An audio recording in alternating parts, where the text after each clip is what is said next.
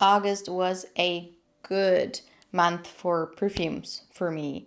I enjoyed a lot of perfumes. So let's get into the ones I had on my tray and I did wear, and the ones I did not really wear. I started out with Tom Ford's Soleil Neige, it is, right? I always forget the name, Soleil Neige. This one is beautiful, and it is easily in my top 3 Tom Ford perfumes, I would say. I'm not the biggest Tom Ford fan when it comes to the perfumes. I think a lot of them are, all of them are basically overpriced, but also overhyped. But this one is it's just so good and so underrated, actually. I never hear anybody talk about it.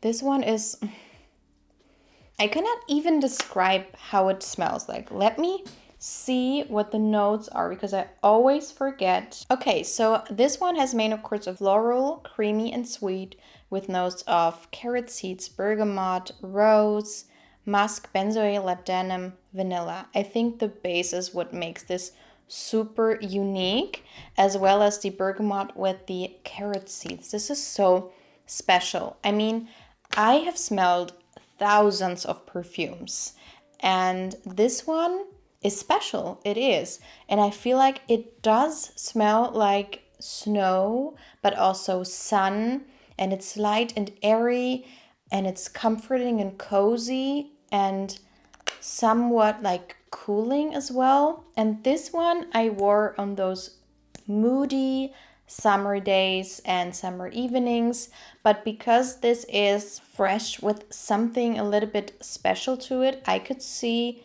myself wearing it throughout the year. It's like a signature scent, but in the most special way. I feel like it could be like a skin scent, like Glossier You, Sonic Flower, those types of scents, but this one is just a little bit more special and complex, not as powdery as those other ones, and has this vanilla in there that makes it so yummy. And I'm just in love. I really am in love, and I really try to not wear it as much, but I feel like I am going to get a full bottle of it because I'm just craving it a lot, and I cannot wait to wear it when it's gonna be colder outside and I'm gonna be all cozied up with this perfume. I can also see myself wearing it as a bedtime scent, but then again, it's Tom Ford. Next up, I showed you this perfume, and I feel like I said in one video that I'm going to use it up this summer. I haven't used it up, but I'm on the verge of it, I would say, and maybe I'm gonna go away one last time and I'm gonna bring this one with me, but let's see about that. So this is Sol de Janeiro Cheirosa 87, which is a Lait de Coco, tuberose and warm scent type of perfume. To me, it smells like Hawaiian tropic sunscreen with creamy banana. Oh, it's so, so good. At first I was like, yeah, it's nice. I like it. I think this is the Rio Radiance one, right? And they renamed it to 87 or something. If it is that way, I smelled Rio Radiance and I was like, yeah, it's nice. But now, I don't know if it's because I've had it for a couple of months now, but this is so sweet and creamy and juicy and yummy, and it's just a perfect vacation scent. It's perfect as a summer scent. It's also perfect to combine with other freshies, and I'm going to show you some perfumes I combined with this one. It's so, so good, and I will definitely get a full bottle of this one. Then I had the Sol de Janeiro Beijos de Sol, which is the newest addition to the lineup. I feel like it's their limited edition for this summer.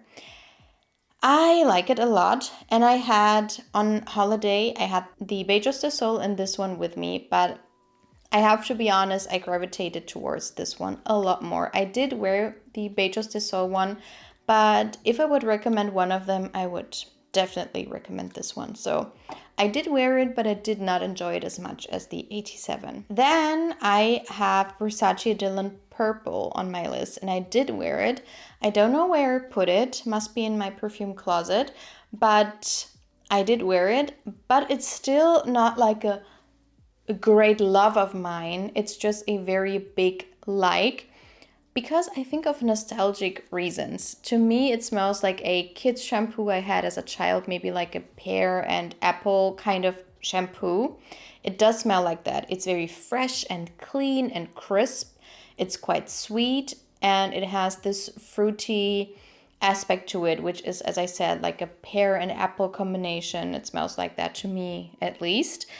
It has a lot of those synthetic accords, but I feel like it transports the scent. It makes it a lot more substantial and strong, but still not too much. It's not like a lot of those Juliette Has a Gun perfumes have the same combination of like synthetic notes, but there a lot of times it's too much for me. And with Dylan Purple, it's not too much. So I like it. I actually like all of the Versace Dylan perfumes. I like the blue one, the purple one, and the turquoise one as well. I feel like they're easy to wear, perfect for spring and summertime, fruity and fresh with some sweetness in there and some florals. The next one is Acqua di Parma Mandarino di Sicilia. I did wear it maybe like a couple of times, but actually not too much. I feel like I'm not really in the strictly citrusy perfumes right now. I'm more leaning towards citrusy with something more floral, more sweet, or a little bit more complex scents. And so therefore I did not wear it as much as I thought I would be. Just being honest. Okay, then next up we have Estée Lauder Bronze Goddess Nuit. And I did wear this one as well, but maybe just, I don't know, maybe like 2 to 3 times. Not too sure how much, but it's, I don't know if it's growing on me, to be honest. I feel like it's nice, but it's something that you've smelled before. It's not something extremely unique or innovative, but also it's not giving me something comforting or making me feel like nostalgia or whatever. Like, it's just whatever, I feel like. So therefore I was a little bit bored by it. I have to let it sit, because it's not like, oh, I don't like it. It's just like, yeah, I prefer other perfumes in my collection right now. So I will get back to that one. But I did not wear it as much as I thought I would. Then we have Britney Spears Jungle Fantasy. That one I did wear. Every month when I put it on my perfume tray, I am wearing it, which is a good sign. I like this one a lot. It's so underrated as well. I feel like nobody has it in their collection. Nobody talks about it. I mean, it's not the strongest perfume ever, and maybe it's not the most beautiful bottle ever, but I like it. It's cute, and this is my favorite fantasy. I mean, I haven't smelled all of them, but a lot of them are very nice, but super, super sweet. This one is a more citrusy, fresh take on fantasy. You still have super sweet fruits, but then you have, I think it's the yuzu and maybe watermelon mixed in with aquatic florals, and it's just refreshing, aquatic, sweet and fruity, and it's hitting the mark every time, and I crave it a lot. It's something easy, it's something I do not have to think about, and I can wear for an everyday type of scent. Giorgio Armani Te Yulong. This one is one of my top perfumes of all time. I have a smaller bottle that I bought a long time ago, and it's basically done, and I took it with me on vacation to use it up. I did not, I think, use it up yet, but it's on its last legs, definitely, and it's still a favorite of mine. I told you before, I have a really big backup bottle of it. It's just one of my favorite tea perfumes of all times. I love the note of tea, and I always tell you it reminds me of being on vacation on the Maldives, and I'm in the spa section of the island and it's starting to rain. And that's what it smells like to me. It's like a vacation scent, but it's also quite cooling, and it has those aromatic touches. It's fresh, it's clean, it's a little green, but not too much. And it's just the perfect balance of all of those accords. And it's just clean, it's easy to wear, but it's still sophisticated and something else. The only critique I have is the performance because it is quite weak. I can only smell myself for a couple of hours and then it's gone. So I have to respray. For that price, it's a pity. But still, I have not found anything that is as smooth as that one. A lot of the more strong tea perfumes to me are a lot more sharp. Lattafa Bade'e Sublime. This one is a apple perfume, quite crisp red apple perfume, very sweet, very fruity, with a depth in there that gives it this character that makes it feel a lot more mature and not as juvenile as other apple perfumes that you can find, especially in the designer apartments. I wore it a lot actually, and I did combine it with, for example, this one if I wanted to have something like a fruit explosion, or I did combine it with more fresh scents like these two. I'm gonna talk about them in a bit, but I always tell you Sublime is a perfume I don't tend to wear on its own, but I always love and enjoy it combined with a fresh perfume. So that one I did wear a lot again. Okay, and then we have Moschino I Love. I did wear it a lot. I did not wear it as much the last couple of months, and I took it with me on vacation and I was like, I have to wear it. Why don't I wear it? And it's so beautiful still. It's a fresh citrusy perfume with something fruity and sweet in there, something quite floral and aquatic, like a aquatic floral, and then you have a woody base. So to me it's quite unisex, but because of the sweetness it leans maybe towards being typically feminine, but I feel like anybody can wear it. It's so refreshing, cooling, and I wore it on those dates where it was quite warm. This maybe was like the Mandarino di Sicilia to me this summer, because it has the citrusy notes, but it also has something else that made it a lot more interesting to me. And so therefore, I'm still liking this so much. Another perfume I wore a lot is Juliette Has a Gun Lust for Sun. This is one of my favorites from the lineup. I feel like a lot of their perfumes are just a little bit too synthetic and sharp and just too much and too loud for me. And this one is completely different to me, at least. This one is the more mature, older sister of this one. So they both go in this vacation, creamy, tropical florals direction with something fruity in there and something creamy and something fresh. But this one is just a lot more creamy. It's so creamy. Oh my God, it's addictive. This is so creamy and sweet. This one is a little bit more sharp, meaning a lot more floral. You get more of those tropical, even maybe white florals, and not as much sweetness and creaminess in there as this one. But both of those combined, wow, match made in heaven, because it makes the fragrance last so much longer, makes this one a lot more sophisticated and this not as serious. So perfect combination. Okay, then we have the last one I had on my tray, which is Yui by Decorté, and I did wear it a lot. Doesn't really look like it, but I did wear it a lot, and I did combine it a lot with the 87 or the Sublime by Lattafa, because this one is clean and fresh, simple. It's a floral scent, but not something specific. It's not like a rose perfume or just white florals or something. I feel like there's peonies in here. I'm not too sure right now, but it just smells nice. It's just a nice scent. Don't have to think about it. A lot of those scents tend to lean a little bit sharp as well, just like this one.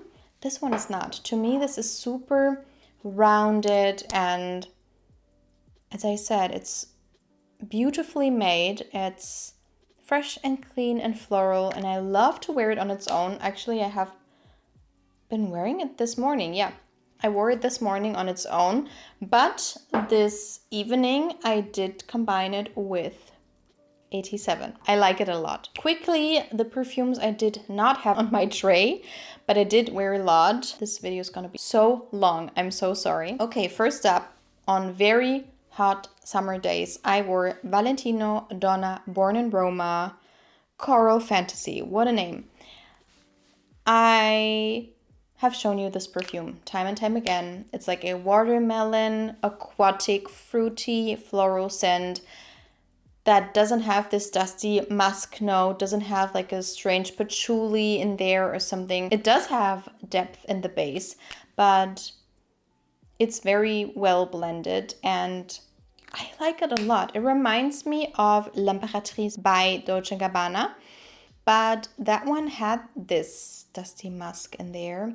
Also was a lot more weak. And this one is not very strong, but still stronger than L'Impératrice. So as you can see, I used up half of it now and I feel like I could use it up maybe next year. And also I feel like I could see myself repurchasing it because it's just a very beautiful designer release. Once I got home from my holiday, I craved this one so much. I was so mad at myself that I did not bring it on the holiday, but also I did not want to bring this heavy, delicate bottle.